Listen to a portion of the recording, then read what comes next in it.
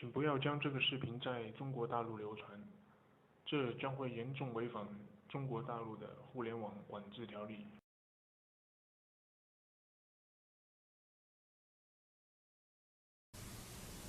Time flies very fast. Yes. We met for the first time in 1986. You and I. That's right. When I was mayor of Shanghai. That's right. It was on a roof out of doors. Near the Huangpu River. Exactly. Exactly. And I'm very happy to meet you again today. And I thank you very much for granting us this interview. You know, Mr. President, you took over a little bit more than 10 years ago, right? Widely perceived to be a transitional figure. You were not going to be number one. You were going to spend a few years running the country, and then somebody more decisive and somebody stronger and so forth was going to take over. But you confounded the skeptics. You took charge, and you're still very much in charge. Why do you believe that perhaps you were underestimated? I was the mayor and then the party secretary in Shanghai. In fact, I did not think that I would be transferred to the Central Committee here in Beijing. But finally, I was the man who was selected. Deng Xiaoping and other leaders of the older generation wanted me to become General Secretary of the Communist Party. I did not expect this. However, I've been in this position for 11 years, and I've always held the conviction that I need to do my very best to serve my country and my motherland. And maybe it was because of my hard work and my diligence that I still have the job. The shorter answers. You know the United States. Shorter answers, please. More concise. But I think my answer is roughly the same length as your question. I know it. That's absolutely true. If you make concise and brief questions, I'll give you brief answers. You are called by some the silk-wrapped needle. Is that one reason for your success? Or what does it mean? People use the same phrase to describe the character of Deng Xiaoping. I don't think I should be put on a par with Deng. But one thing for myself is that, for sure, is that I am a decisive figure. But that also would seem to mean you're a tough figure, a needle. In fact, a needle wrapped in silk is a very high compliment in Chinese, so I think I should be more modest. You studied the speeches of Thomas Jefferson and Abraham Lincoln as a youngster? When you were learning English? In fact, I was in middle school. And later, when I was a teacher in the night school in Shanghai, I also selected Lincoln's Gettysburg Address as part of my course. And maybe you want me to quote some lines from that speech. I do indeed.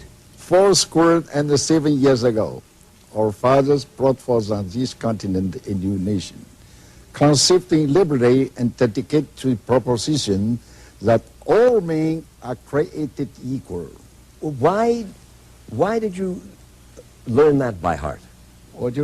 I'm particularly interested in the phrase, all men are created equal. That all men are created equal. Because this was a great influence on the students when I was in middle school. And I think what Abraham Lincoln described in his article still remains the goal of American leaders today. Especially the last paragraph, the government of the people, by the people, and for the people, never pushed from theirs. But Abraham Lincoln was elected by the people, right? That's right. Why is it that Americans can elect their national leaders, but you apparently don't trust the Chinese people to elect your national leaders? Why? I also believe that I am an elected leader. although we use different ways of election. The only difference between China and the United States on this specific question is the different systems of election that we use in our two countries. Because China has its own historical tradition, its own level of education, of economic development and social development, and so on. So I think each country should have its own individual system of election. Of course. But I don't understand still why you have a one-party state. What would happen? What would happen in China if there were 2 or 3 parties? Isn't it conceivable that, as in the United States, the competition between the parties to represent the majority of the people in that country make for a better country? Why is it necessary to have opposition parties? It shows that you don't understand Chinese history. Americans think the whole world should adopt American values and the American political system. I don't think that is wise. It's not the American. It is the British. It is the German. It is the French. It is, it's all over the world.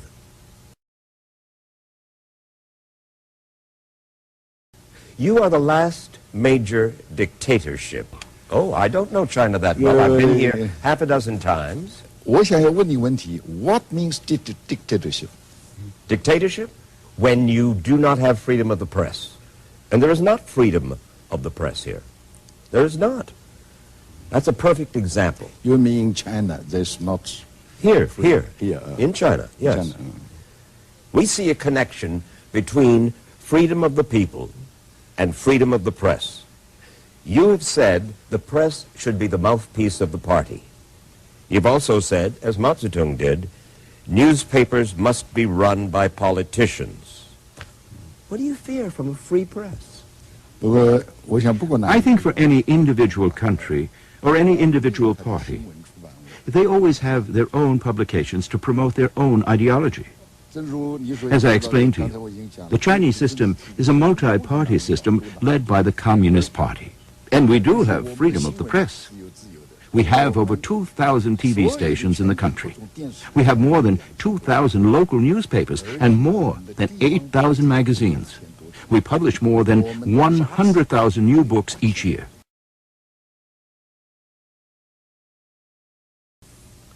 You had never served in the armed forces of China, right? Correct. One of the most important parts of your job. You're the chairman of the Central Commission of the Military, right? Military Committee. Military Committee. A man who has never served in the armed forces, like Bill Clinton. You have been tough on the Army, haven't you? You were right. I never served in the Army, in the military, because I am an intellectual. In the United States, intellectuals serve in the Army, Mr. President. That's true. Having said that, though, I have served as chairman of the Central Military Commission for 11 years. I think I have the confidence of the Army. As chairman, I don't personally need to fire a gun or fly an airplane. My responsibility is to make strategic decisions. Well, you made a very serious decision. The Army, the armed forces, used to be in business. Oh, this is my decision. I know it. 2 years ago, you said to the Army, out of business. You are the Army. You are not business people. Why? I think if the Army is allowed to do business, that would erode our Army. Because history has taught us that any army that is allowed to engage in business eventually becomes corrupted. And that would destroy the morale and the fighting will of the military.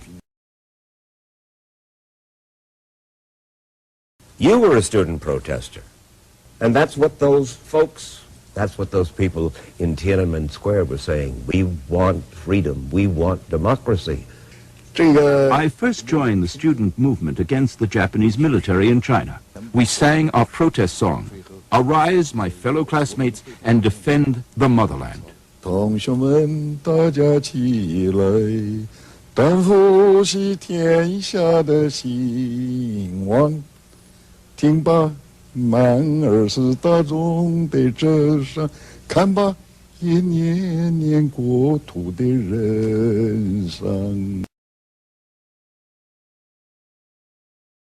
One more question about dictatorship. That's right. You bring up the internet. You have blocked internet sites here in China, the BBC, the Washington Post. Why? Why block an internet site? You don't trust the people somehow to be able to pick stuff up off the internet and learn? Well, about this internet, I think we discussed this issue before when we were talking about freedom of the press. We hope that we can learn a lot of useful things and useful information from the internet. However, sometimes there is also unhealthy stuff, especially pornography on the internet, which does great harm to our youngsters. Not from the BBC and not from the Washington Post. As for examples you have given, such as BBC and the others, they might be banned because of some of their political news reports. We need to be selective. We hope to restrict as much as possible information not conducive to China's development. You persecute Christians. You persecute something called Falun Gong. What in the world? For what reason this spiritual undertaking, according to my understanding, and I have met the man in New York, what was his name, Li Hongzhi.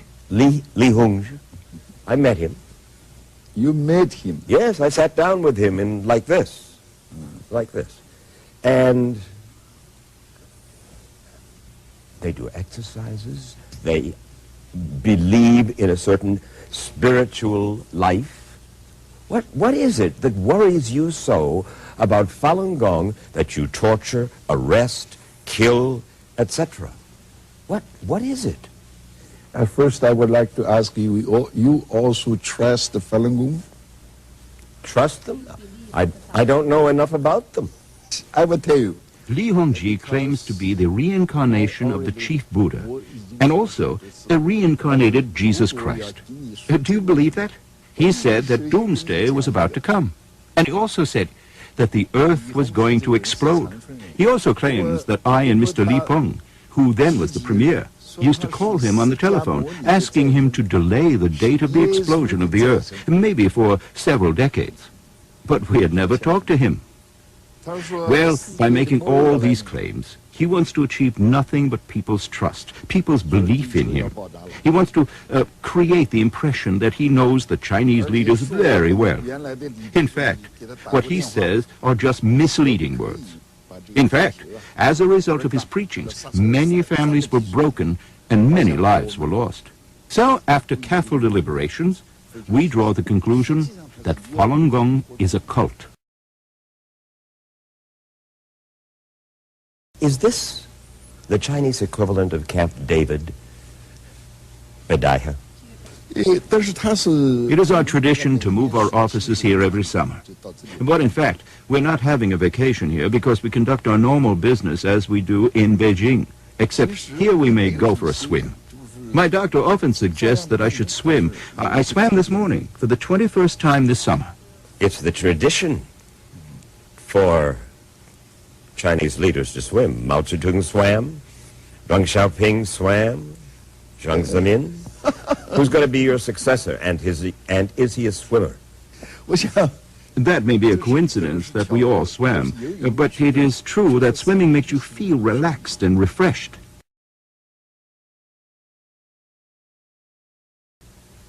When we talk about dictatorship, I'm wagging my finger at the president of China. I hope you will not send me off to American phrase about if it walks like a duck and quacks like a duck and so forth, it's a duck. That's what a dictator is, in effect, politically.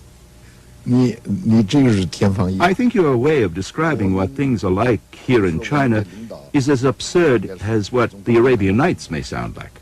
The reality in China is that we have leadership by the Communist Party.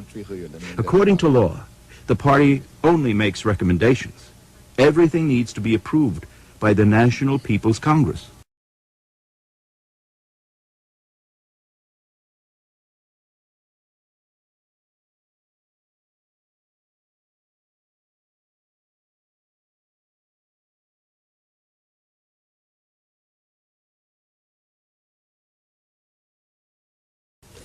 Look, one last question. Dictatorship. You know what? When I see the picture... To these questions because Barbara Walters of ABC had asked me the same question about 10 years ago and gave me a photo. And I said this young man was not arrested and did not get hurt because the tank stopped in front of him and refused to crush him. And Barbara also gave me the name of who she believed was the young man, although I may have forgotten a specific name, but I asked people who were working with the public security agencies to use all of their networks to check out the whereabouts of that young man. And after a month-long investigation, I could say for sure that this young man has not been arrested. Did a part of you admire his courage? In fact, I've never met this young man, although we're trying to search out his whereabouts. But we do know that he was never arrested. I do not know where he lives now in China, but looking from the picture, I know he definitely had his own ideas. But whether his ideas were correct ones, that's an entirely different question. I cannot tell for sure who and what had influenced him. You haven't answered the question, Mr. President. Did a part of Jiang Zemin admire his courage? Well, I know what you're driving at. But what I want to emphasize is that we fully respect people's rights to freely express their wishes and desires. But I do not favor any flagrant opposition to the government's measures during an extraordinary situation. The tank stopped and did not run over the young man. I'm not talking about the tank. I'm talking about that man's heart, that man's courage. That man, that lonely man, standing against that. You were a student protester back in the Shanghai days.